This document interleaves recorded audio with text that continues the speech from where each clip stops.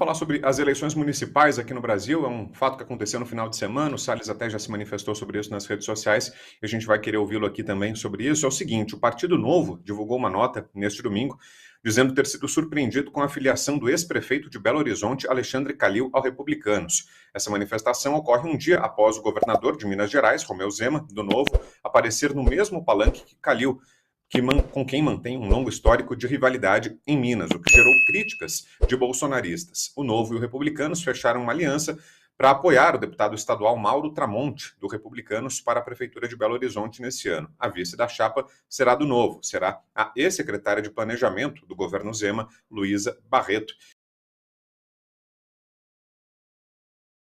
Queria te ouvir então, Salles, sobre isso, sobre essas críticas que foram feitas. Como é que você viu esse episódio, hein? Bom, primeiro, Brown, eu queria dizer o que eu já disse nas redes sociais. Se eu votasse em Minas e pudesse escolher um lado, se tivesse já no partido lá atrás, eu teria trabalhado para o apoio ir para o Bruno Engler, que é o cara da direita, enfim, a pessoa que tem uma série de qualidades, conheço, gosto, uma pessoa que tem digna de toda a admiração. Não participei dessa discussão, portanto a minha capacidade de influenciar é zero. Se eu tivesse, por outro lado, num palanque e chegasse o Calil, comigo não ia subir. Ou se subisse, comigo não ia cumprimentar. O cara que fez as maiores barbaridades, o cara que foi Lula total, fez o L, papapá, papapá. Dito isso, né, portanto, não há dúvida que aliança, ou presença, ou divisão de palco, ou qualquer outra coisa com esse cara é completamente indesejável, né? É preciso entender que a aliança foi feita entre dois partidos, entre o Novo e o Republicanos. Aí uma discussão diz assim, não, e eu... quando eu fiz o vídeo ontem sobre a história do Calil, disse, olha, o evento do Novo foi surpreendido com a chegada do Calil e algumas pessoas, inclusive o próprio Bruno Engler me ligou e disse, olha, não é bem assim, esse acordo foi fechado antes e foi fechado num período em que o Calil já tinha anunciado que ia se filiar ao Republicanos. Veja só, porcaria filiada em vários partidos tem para todo lado. Eu acho que não deviam, e aí que eu sou muito explícito em dizer, não deviam ter deixado esse cara subir no palanque e lá dar pitaco na aliança, coisa nenhuma. Tem certas coisas que a gente não aceita, né? Não aceita, não pode aceitar. Com relação à aliança propriamente dita entre dois partidos, que eventualmente não tenham conseguido chegar num acordo lá com o Bruno Engler e tal, eu não vou entrar no mérito porque eu não conheço a realidade política de Minas, não sei que termos foram discutidos entre eles. O que eu posso dizer com toda tranquilidade que fosse comigo, não subia no palanque e não cumprimentava, não ia ter papo. Né? Eu falava, desculpa, sai fora, se você estiver aqui eu tô fora. Agora, a realidade política ali subjacente, né, o que aconteceu na negociação, deixou de acontecer, é algo que só quem participou pode dizer. Efetivamente, o que a gente extrai desse episódio todo, e eu acho que essa é uma reflexão importante, é que essa salada de partidos no Brasil e essa confusão toda de num lugar se junta, né, faz coligação, no outro lugar é contra, não sei o quê, é um retrato justamente dessa desordem institucional partidária brasileira. Também, por outro lado, e aqui uma reflexão de quem conhece, né, eu estou participando da política há muito tempo, eu não acho que esse papinho de temos que reduzir para 4, 5 partidos seja uma boa discussão. Eu vou explicar por quê.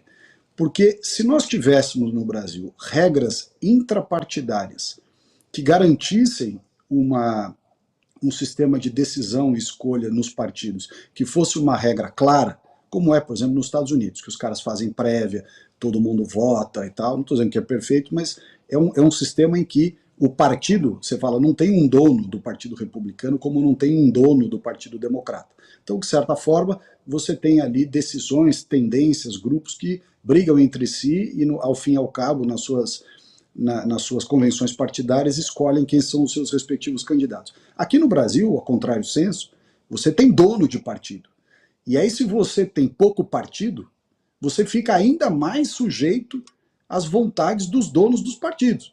Porque você começa a não ter para onde correr, aonde poder ser candidato, com quem você ter capacidade de verbalizar opiniões divergentes, e os donos do partido eventualmente se juntam e dizem, não, esse aqui não vamos dar legenda, não, esse aqui não dá, esse aqui, isso aqui, aquilo. Então, assim, essa história de diminuição de quantidade de partidos, precisa tomar muito cuidado ao defender isso. Porque se você não tem regra intrapartidária, ter pouco partido é aumentar ainda mais o oligopólio aí de certos coronéis, donos de partido, que fazem o que querem, negociam o que querem, né, se aliam com quem querem e mudam de posição conforme o vento, e a gente sabe muito bem. Fala, Constant. Eu concordo 100% com a postura do Salles e vamos lembrar de um desses caciques muito poderosos que tem na política, é o Kassab em São Paulo. Então, política é a arte do possível, não é lugar para purista, não é lugar para... Né, você sabe que tem alianças, tem que compor, tem que contemporizar, tem que ceder. Hoje, por um acaso, eu tomei um café com um deputado estadual, foi muito amigo do Salles já também no passado, estava aqui de passagem, eu tomei um café com ele. E a gente estava conversando sobre isso, né? Olha, o governo Tarcísio, por exemplo, eu tenho feito críticas pontuais, mas muito duras à postura do Tarcísio, mas eu entendo, né, que ele está tentando se posicionar politicamente como alguém mais palatável para os independentes, para os moderados, para o tal centro, porque o voto bolsonarista ele toma como garantido, digamos assim. Talvez seja uma premissa arriscada, porque tem uma base bolsonarista mais aguerrida aos princípios e não gosta de nada que tenha pinta de traição, né? Mas ele tem um ponto, né? O Brasil foi assim ao longo de anos, né? A direita, órfã de representação partidária, até política, muitas vezes, tinha que votar em tucanos, né? O Salles participou do governo do Alckmin, quando o Alckmin era bem diferente. Então, eu entendo essa estratégia. Tem que compor, o Kassab está lá. Eu vejo o Calil em Minas como eu vejo o Kassab em São Paulo, né? Agora, eu tô com o Salles. Por isso que eu não viro político também, né? Mas não subia no mesmo palanque nem morto, né? Nem morto.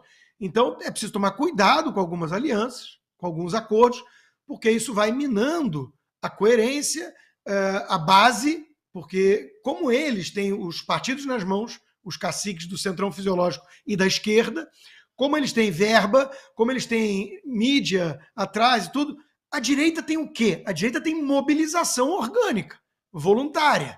É isso que a direita tem. Bolsonaro foi esse fenômeno, né? Então tem que tomar muito cuidado quando você quer virar um produto mais palatável, mais moderado, mais para consumo dessa turma, independente, para você não perder essa base de apoio, né? Então, o candidato da direita em Minas é o Bruno Engler, todo mundo sabe. Em São Paulo, na prefeitura, seria o Salles.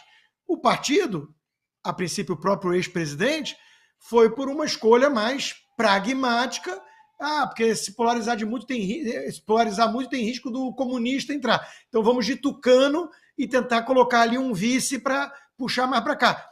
É uma estratégia, eu não vou ficar atacando pedra, né? Eu entendo a lógica, mas, de novo, é perigoso.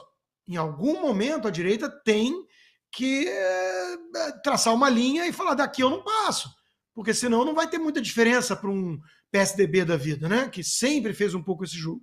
Então, de novo, Calil não é aceitável.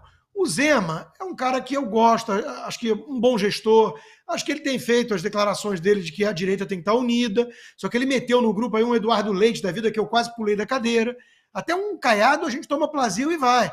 O Mendes, agora, o Eduardo Leite não, né, Zema? Não, aí vai subir em palanque com o Calil, aí não dá. Então, assim, tem algumas linhas que não deveriam ser cruzadas.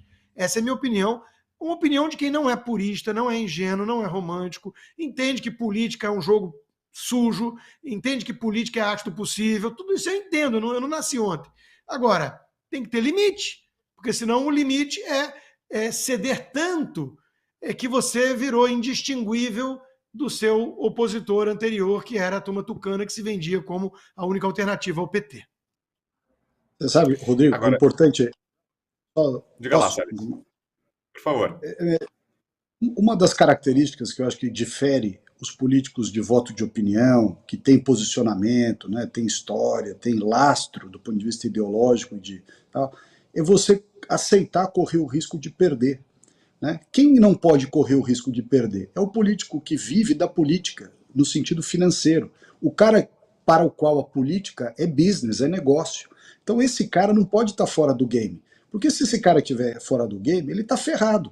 Ele perde totalmente a capacidade dele de se eleger, de influenciar, de fazer acontecer.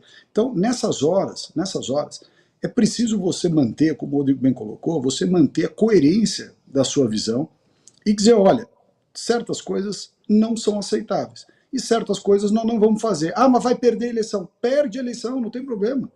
Você perde a eleição, é melhor perder a eleição de pé do que ganhar de 4, eu tenho dito isso sempre, né? Em vários casos aí, Brasil afora, nós estamos vendo, por exemplo, a direita se retrair e deixar entrar para alguém para pegar os votos da direita, nesse argumento de dizer, olha, que a direita não ia ganhar, veja bem. Tá bom, mas esse cara que eventualmente, ou aquela pessoa, não vou citar nome de ninguém, mas a pessoa que eventualmente ganhe numa situação dessa, vai passar a ajudar a direita lá na frente? Não vai. A história mostra que não vai. Ao contrário, eu digo sempre que os maiores inimigos da direita na política sempre foi o centrão, no sentido dessa parte fisiológica. Porque a esquerda a gente sabe quem são nossos inimigos, estão sempre se degladiando com a gente ideologicamente, politicamente, eleitoralmente.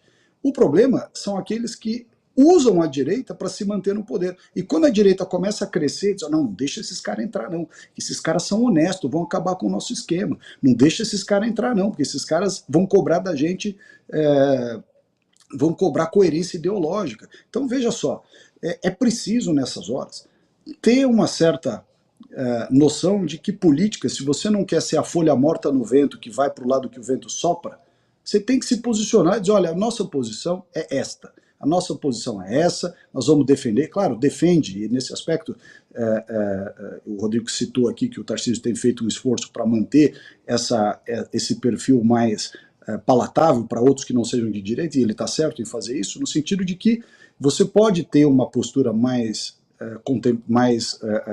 para aproximar mesmo, mais contemporizadora e tudo, mas nos seus core values, né, nos seus princípios, nos seus valores fundamentais, não transige, e acabou, e ponto final.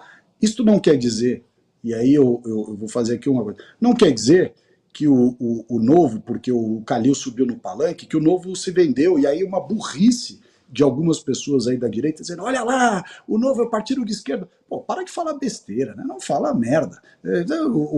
Esquerda é a turma que está lá, que tem ministério no governo do Lula, né? Quem subiu no palanque com gente que tem ministério no governo do Lula? Vários ministérios no governo do Lula, dias passados.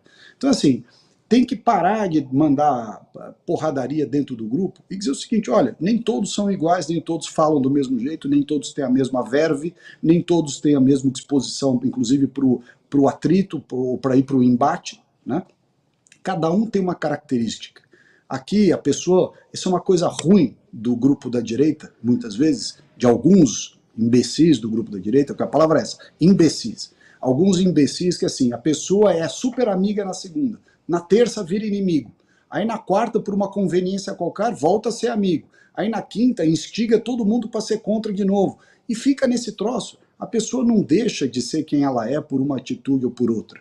Você tem que olhar o filme e não a foto. Você tem que olhar o contexto. E o Reagan dizia, né, Salles? 80% amigo é 80% aliado, não é inimigo, né?